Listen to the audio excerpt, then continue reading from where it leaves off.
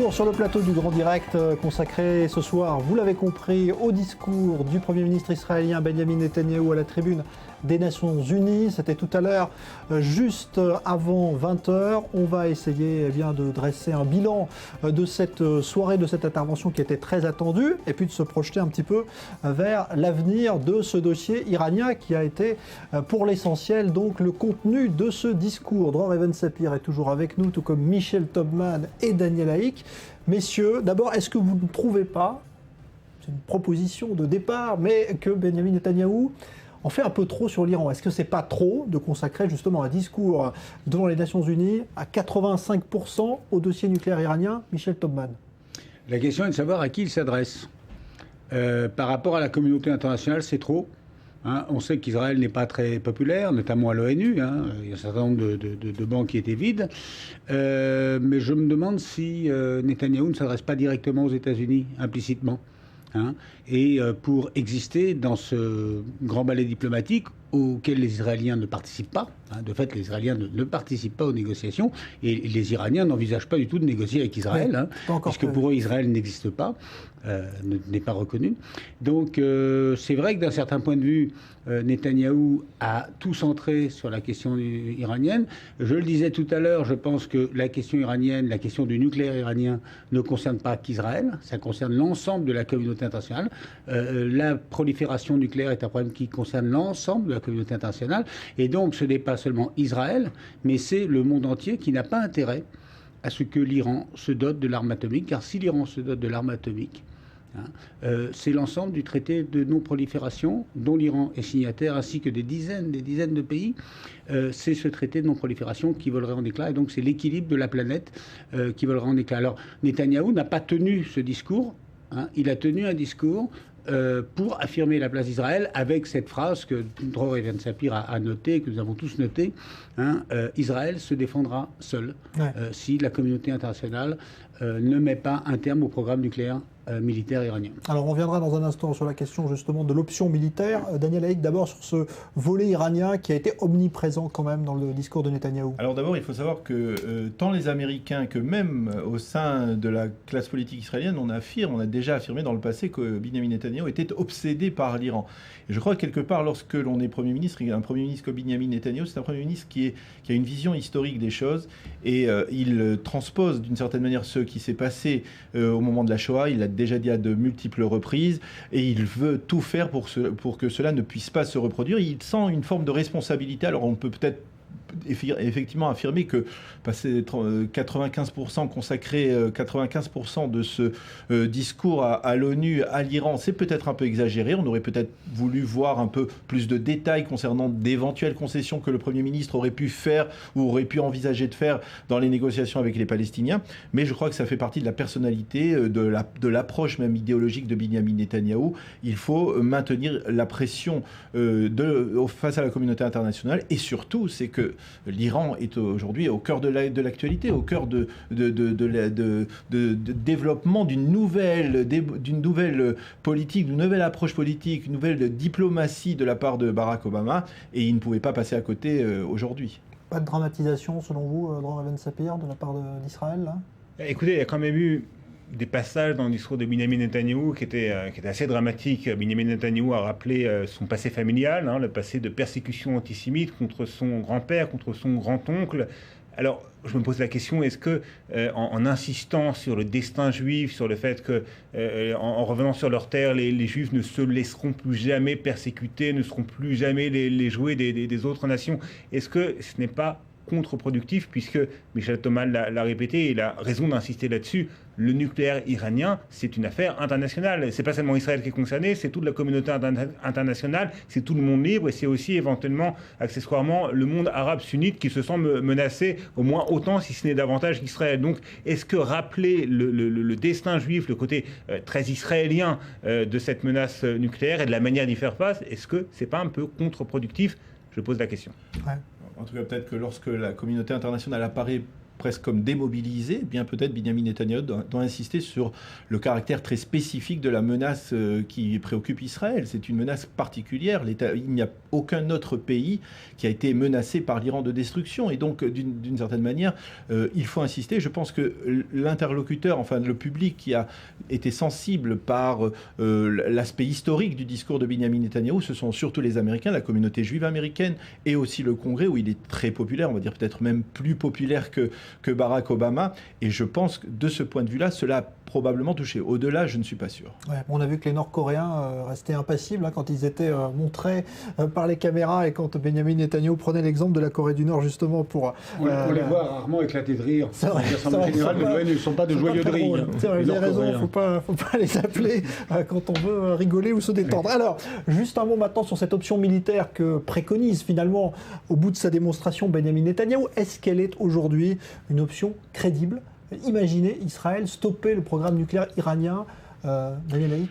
Aujourd'hui, non. Aujourd'hui, elle n'est pas crédible, mais en tout cas, elle a permis de montrer qu'il y avait un point d'accord entre Benyamin Netanyahou et Barack Obama hier lors de cette rencontre. Maintenant, je dirais qu'il y a aussi pas mal de points de désaccord, en particulier sur le caractère absolu des conditions que pose Benyamin Netanyahou à l'arrêt, donc au démantèlement du potentiel nucléaire toutes iranien. Les installations, de toutes les installations. Cette absence de possibilité d'un compromis, d'un accord partiel. Il parle d'un accord permanent, définitif. Et je dirais, vous savez, Netanyahou a une formule en hébreu qui disait Yitnu, à propos des Palestiniens, Yitnu yekablu, lo yitnu lo yekablu. Ils donneront, ils recevront, ils ne donneront pas, ils ne recevront pas. Et là, on pourrait l'appliquer de la même manière à l'Iran. Tant que l'Iran n'aura pas tout donné, c'est-à-dire tant que l'Iran n'aura pas démantelé totalement son potentiel nucléaire ou ne se sera pas débarrassé donc de ses centrales nucléaires, eh bien, les sanctions ne seront pas arrêtées. C'est peut-être un peu excessif de la part du Premier ministre, et peut-être que Barack Obama n'aura pas apprécié, dirons-nous, ce caractère quelque peu manichéen, quelque peu dur de Benyamin Netanyahou. Ouais, ça ne laisse pas beaucoup de marge de manœuvre aux négociations de Genève, Michel Todman, ce que pose Netanyahou. D'abord, je pense qu'il ne faut pas brûler les étapes. C'est-à-dire que, pour l'instant, le seul fait tangible, c'est qu'il y a eu une discussion téléphonique entre Barack Obama et Rouhani. Autre fait tangible, il y a eu une réunion de ministres des Affaires étrangères où le ministre américain, Kerry, a rencontré brièvement son homologue iranien. La vraie échéance, c'est dans 10 jours, le 14 et 15 octobre prochain, la reprise des négociations sur le nucléaire. Et là, le test, ce sera de savoir si le régime iranien est prêt à donner un premier gage de bonne volonté. Ce gage qu'il avait donné en 2004, d'ailleurs c'était Rouhani à l'époque qui était le négociateur, ce gage qui avait été la suspension de l'enrichissement d'uranium. Si les Iraniens ne font pas ce geste minimum, c'est-à-dire s'ils ne suspendent pas leur programme, il n'y a aucune discussion possible. Donc moi, je ne préjuge absolument pas de la suite de ces sourires qui ont été échangés, de ces poignées de main. On peut, dans quelques semaines, se retrouver autour de cette table pour constater un durcissement et un regain de tension très fort. Alors, sur la question de l'option militaire, pour l'instant, on n'en est pas là. Il y a 2 obstacles à l'option militaire. Il y a 3 obstacles. Le premier obstacle, c'est sa faisabilité. C'est-à-dire que le programme est disséminé dans tout le pays, qu'il est enfoui. Il y a plusieurs sites qui sont enfouis de manière souterraine, qui sont disséminés dans des endroits où il y a des populations civiles. Donc, militairement, éradiquer le programme nucléaire, je pense que personne n'y croit. Porter un coup au régime ou au programme militaire. Ce qui a été fait avec l'élimination de plusieurs savants. Voilà, ça c'est possible. Mais éradiquer par la voie militaire, c'est une chose qui n'est pas possible. Ou alors il faut faire une guerre généralisée, mais Israël ne l'envisage pas, il n'en a pas les moyens. Deuxième chose, c'est le soutien logistique américain, donc un feu vert politique et militaire. Il faut traverser l'espace aérien irakien. Donc c'est très difficile. Mais le troisième obstacle, justement, et le plus important, c'est peut-être le sourire de Rouhani. Car aujourd'hui, ce qu'est en train de faire Rouhani, c'est d'améliorer l'image du régime, non seulement à l'extérieur, mais à l'intérieur. Rouhani, c'est un effet différé des événements de 2009 et des manifestations de 2009. Les Iraniens étaient descendus dans la rue pour contester le régime. Ils n'ont pas réussi à renverser le régime. Et d'ailleurs, l'Occident ne les a pas aidés à renverser le régime. Et aujourd'hui, ils se contentent simplement de quelqu'un qui est très peu réformateur. Ce n'est pas un réformateur. C'est quelqu'un qui ne s'était jamais engagé, même comme pour réformer le régime. Ils se contentent, les Iraniens, des signes qui sont donnés à l'extérieur, mais aussi à l'intérieur. Et il est beaucoup plus difficile aujourd'hui d'affronter Rouhani, et ça, Netanyahou l'a dit, il est beaucoup plus difficile d'affronter quelqu'un qui est déguisé en agneau que quelqu'un qui est déguisé en loup. Car même du temps d'Ahmadinejad, la communauté internationale, mais aussi les Iraniens, auraient certainement accepté beaucoup plus une intervention contre un Iran qui menaçait de faire la guerre, qui menaçait de mettre le feu à la région par la voie d'Ahmadinejad. Beaucoup plus difficile de justifier une intervention contre un Iran dirigé par Rouhani que contre un Iran dirigé par le loup Ahmadinejad. Et là aussi, il y a aussi une divergence entre Obama et Netanyahou. On l'a vu dans le discours, Netanyahou affirme clairement qu'il ne croit pas en Rouhani. Par contre, on voit que Barack Obama veut donner sa chance. Il sent qu'il y a un souffle nouveau qui provient de Téhéran. Il veut donner sa chance. Et là, cela risque de créer quelques petites tensions entre le Premier ministre israélien et le président américain. Ouais. Donc vous ne croyez pas, vous non plus, Dror Even-Sapir, à l'imminence, en tout cas, d'une menace militaire israélienne sur l'Iran? Non, la menace militaire elle a été réaffirmée très clairement par Benyamin Netanyahou pendant son discours. La question est de savoir dans quelle mesure elle est crédible, étant donné ce que vient de dire Michel Thoman, à savoir le manque probable de l'aide ou de l'assistance américaine. Mais tout cela va dépendre bien évidemment de la manière dont les négociations vont évoluer. Mais même les Israéliens n'ont pas l'air de croire que c'est faisable militairement, parce qu'on sait bien que si ce programme est très avancé, c'est pas avec un bombardement qu'ils vont pouvoir l'arrêter. Voilà, d'après les experts, dans le meilleur des cas, si l'opération parvient à tous ses objectifs, eh bien le programme militaire iranien, le volet militaire du programme nucléaire iranien pourra reculer de 5 ans environ. Ouais. Donc il sera pas 5 ans après, si on ne fait rien, eh bien les Iraniens retrouveront le même degré de progrès dans leur programme nucléaire. Il ne s'agit pas donc d'éradiquer totalement un programme qui est déjà très bien avancé et avec des installations qui sont disséminées dans tout le pays, qui sont en partie souterraines, etc. On vient de le dire. Donc la question est de savoir dans quelle mesure une attaque militaire peut tout de même déstabiliser le régime, peut tout de même avoir des effets dissuasifs sur le régime iranien.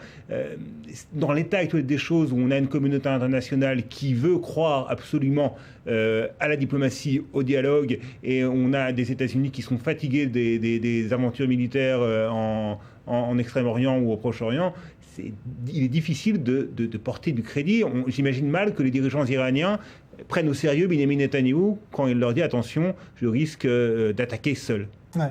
Alors, je voudrais qu'on fasse comme avec le discours de Netanyahou sur le processus de paix, la même proportionnalité. Il nous reste 3-4 minutes de débat, mais on va parler justement de cette question du processus de paix. D'abord, est-ce que vous a semblé que Benyamin Netanyahou était sincère lorsqu'il évoque sa volonté d'aboutir à un État palestinien démilitarisé?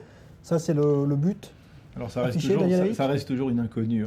On parle, il y a des rumeurs persistantes sur le fait que Benyamin Netanyahou a changé, a accepté d'une certaine manière le principe de parvenir à un accord. Alors est-ce que c'est un accord définitif, permanent, ou alors est-ce que c'est un accord, dans le cas précis justement, un accord partiel? Tout cela, il ne s'agit pour l'instant que de rumeurs. Ce sont des rumeurs qui grondent en particulier, on en a parlé au Likoud, mais pour l'instant, Benyamin Netanyahou a été très vague. Il n'a pas proposé de plan, de règlement concret. Il n'a pas fait une proposition très pratique, concrète à Mahmoud Abbas. Et donc, pour l'instant, il ne semblerait pas qu'il devrait y avoir de progrès dans les prochaines semaines. Là aussi, sur ce point-là, Benyamin Netanyahou a voulu faire en sorte que l'on évite de faire un lien entre le dossier du nucléaire iranien et le processus de paix, comme l'avait quasiment fait Barack Obama dans son discours. Pour lui, il n'est pas question que, d'une certaine manière, il soit l'otage de progrès ou d'arrêt des négociations. Si, là encore, la même formule, ils recevront, ils donneront, mais pour lui, il n'est pas question que l'on fasse dépendre tout progrès dans le dossier du nucléaire iranien de progrès dans le dossier des négociations israélo-palestiniennes. Michel Thoman. Alors, le problème pour nous, comme pour tous les commentateurs du monde, c'est que nous commentons la surface des choses, mais qu'il y a un certain nombre de choses qui nous échappent, notamment les tractations diplomatiques, confidentielles, et nous ne savons pas exactement, d'une part, à quelles conditions Obama a accepté de discuter avec Rouhani, parce qu'on dit c'est Obama qui a proposé, etc. Mais cela survient juste après, parallèlement au règlement du dossier syrien. Selon certaines sources, je parle juste le préalable, hein, je ne parle pas des négociations sur le nucléaire. Obama aurait obtenu des Iraniens qui sont demandeurs d'une reconnaissance américaine, pour qui c'est important. Il aurait obtenu que le Hezbollah reste à l'écart du conflit syrien, en tout cas ne s'immisce pas dans la prise de contrôle des armes chimiques. Bon. Nous ne connaissons pas le dessous des cartes. Hein. Et sur la question que chacun se pose, moi je n'ai pas de réponse, mais dans quelle mesure les Israéliens, le gouvernement israélien a-t-il obtenu la garantie qu'il sera défendu face à l'Iran en échange de concessions importantes face aux Palestiniens. Merci Michel Taubman, merci Daniel Haïk et merci Dror Even Sapir. Fin de cette édition spéciale, on y revient évidemment dans les prochains journaux sur i24 News. Et puis vous avez rendez-vous avec Reportage et Stéphane Calvo dans une dizaine de minutes avec un sujet épineux. Peut-on être gay et religieux en Israël? Bonne soirée.